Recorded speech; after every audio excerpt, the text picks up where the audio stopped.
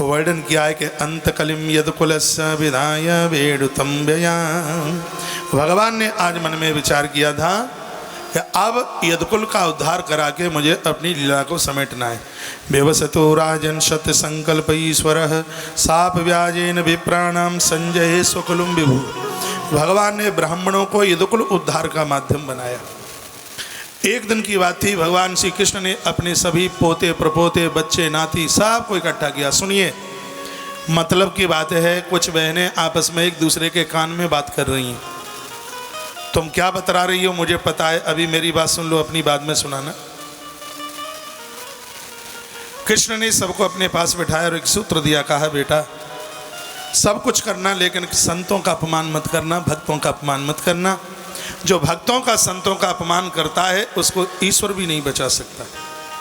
बच्चे खिलखिला करके हंस पड़े और कहने लगे आजकल तो पिताजी को बाबाजियों की बड़ाई करने से फुर्सत ही नहीं है। तो बच्चे वो खिलखिला करके हंस करके निकल पड़े। सुनिए, भगवान अकेले बैठे रह गए।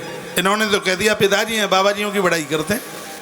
और जैसे ही द्वारका से वो बाहर निकले तो उन्होंने कुछ साधुओं को देखा। लिखाएं विश्वामित्रोसिता कंडो दुर्वासा भीर्गुर अंगिरा कश्यपो माम देवो त्रिवशिष्ठो नारदादया क्रीडन्त्या तानुपव्रज कुमारा यदुनंदना। भगवान श्री कृष्ण के पुत्र और प्रपौत्र इन सब ने साधुओं को देखा। प्रद्युम्न ने कहा कि आजकल पिताजी ज़्यादा इन साधुओं की बड़ाई करते हैं तो इनकी परीक्षा ही ले लो ना, ये कितने बड़े तपस्वी हैं। तो स्त्री भई सही साम्बम जाम्बवती सुतम, जाम्बवंती के बेटे सांब को गर्भिणी स्त्री का रूप दिया, पेट से खूब कपड़े बांधे, गर्भिणी स्त्री का भेष बना दिया। ऐसा प्रक्षत भई बुप्रा अंतर्न्याय साक्षणा, और वह अपना प्रश्न पूछने को पहुंच गए। और महात्मा भी उन्होंने कैसा देखा, लाल मिर्च जिसकी नाक पर घिसी हुई रखी रहे दुर्वासा। श्री दुर्वासा जी के सन्मुख पहुंचे और दुर्वासा जी से कहा गुरुजी इस स्त्री को संतान होने वाली है, लज्जा बस आपको पूछ नहीं सकती, इसलिए आप बताओ लला हो के लली, बेटा होगा या बेटी। दुर्वासा जी को इतना क्रोध आया और कहा परमात्मा के वंशधर बनने का तुम्हें इतना बड़ा अहंकार, मेरा श्राप है तुम्हारे लिए। जनश्यति वो मंदा मूसलम कुलनाशनम, इसकी कोख से ना बेटा ना बेटी, धान कूटने वाला यंत्र पैदा होगा जिससे पूरे यदुकुल का संहार हो जाएगा, मेरा श्राप है। अब धान कूटने वाला यंत्र वो आप जानते ही हैं, मुझे व्याख्या करने की जरूरत है नहीं, ऐसा बोल दिया गया है। उसके तत्पश्चात मत्स्यो गृहीतो मत्स्येगा जलन जले नान्य सवार नहीं तस्योदर्गतम लोहम सल्ले लुब्ध को करोत।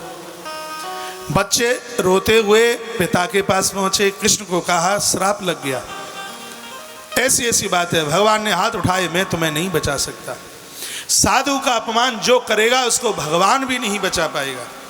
गुरुजनों का संतों का जो अपमान करेगा उसे परमात्मा भी नहीं बचा पाएगा। वसुदेव जी महाराज के पास गए, श्री वसुदेव जी ने भी मना कर दिया।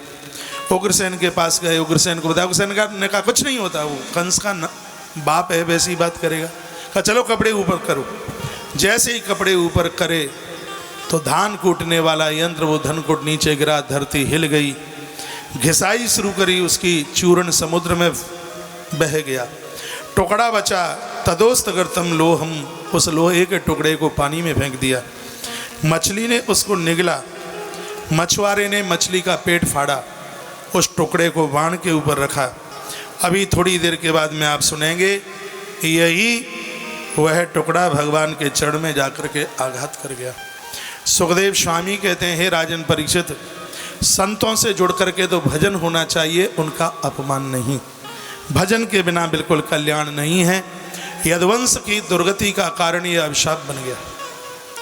जिंदगी में जो भी कुछ मिला है भगवत कृपा से मिला है, मिल तो जाता है लेकिन लोग उसको पचा नहीं पाते। धन तो बहुतों को मिल गया लेकिन पचता कहाँ है। माता पिता इतना धत धर के चले गए, इतना दे गए कि बच्चों ने पी पी पौआ सब खत्म कर दिया। इसलिए तो मैंने बहुत बार किया है कि इन्हें संपत्ति मत दो, इन्हें संस्कार दो, इन्हें संस्कार दो, नहीं तो ये ग्याराम चाचा के घोड़े का मूत्र पी जाएंगे और ये क्या करेंगे, ये और क्या करेंगे। हाँ, इनको संस्कार देने की जरूरत है। समझ रहे होंगे आप, इनको संस्कार देने की जरूरत है, संपदा नहीं। 20 नाखूनों से कमा करके माला माल बने, उन्हें संस्कार दीजिए।